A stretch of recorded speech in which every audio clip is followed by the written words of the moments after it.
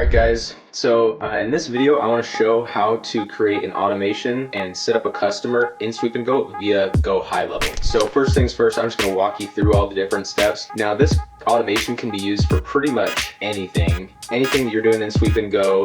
The last step, once you have all the customers' details and they have agreed to a service, you will go ahead and add them. So it doesn't really matter what you have at the top of this, but the very last step is always going to be a custom webhook that is going to send all of their information from Go HighLevel into Sweep and Go. So I'm just going to show you how to do that from start to finish. First things first is you're going to need to grab your Sweep and Go API details. So go to the Sweep and Go dashboard, go to settings, API keys, and copy the token. So we're actually going to need to create one. I'm going to assume that you guys don't have one yet. So first things first, go to your dashboard, click settings, scroll to open API, click generate new token, and for the URL, this doesn't apply to anything that we're doing. So I'm just going to fill it in. We're just going to put www.gohighlevel.com.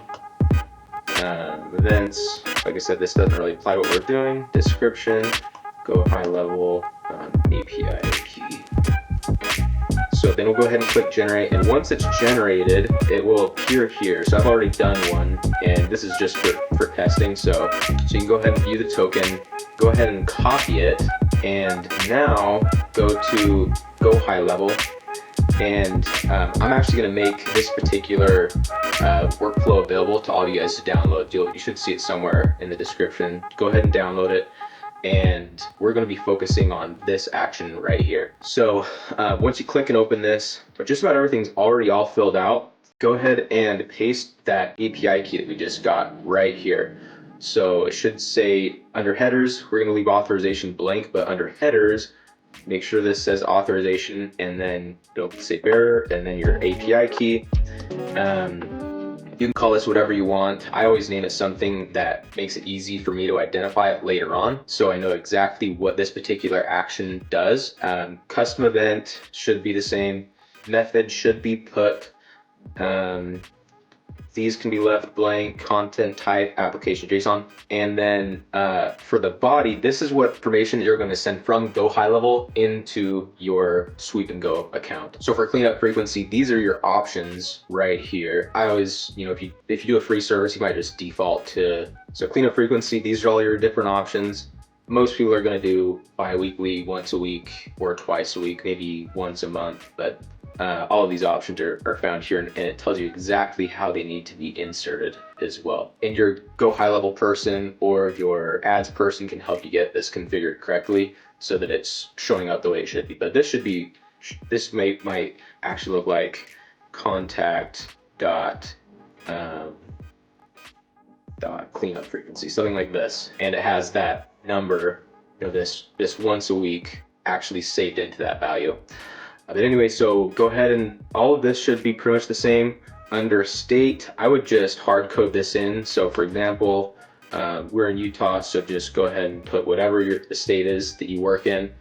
Organization ID, the organization ID can be found on this API, Open API page. It's right here at the top. What you'll do is you'll copy this organization ID and paste it right here. So for example, if it's $9.99, I'll just paste that, and you can just hard code that in as well. And then this might be a little bit different as well. So you might have contact dot heard about us, and this will be saved with each of your contacts as well, depending on how it was that they heard about you. But yeah, that's pretty much it. Once this is all put in correctly, I would say the biggest mistakes people make is they don't have the correct organization ID, or they don't have the authorization API key set up correctly, or they're trying to use the wrong method. Again, it does need to be the put method. Make sure you have the correct URL. But once this is all set up, you can go ahead and click save and then test it. When you test it, it'll ask you to select some random contact in here.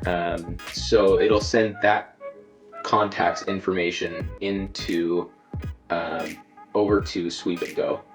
And once it's set, you should, under unassigned locations, you should have a new one pop up here, and you can go ahead and assign it to the correct scooper and assign the correct day for that for them to come out, as well as days of the week that you're going to be servicing their house. But yeah, just to review, we'll go through this one more time. First thing, get your Swoop and Go API details, get everything set up just like I told you here. So that's pretty much it. That's how you create a new client in Swoop and Go.